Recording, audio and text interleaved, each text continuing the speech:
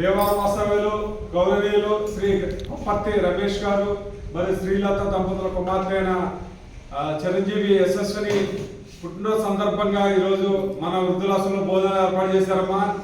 మరి ముందుగా మనం యశస్వినికి పుట్టినరోజు శుభాకాంక్షలు చెప్పండి.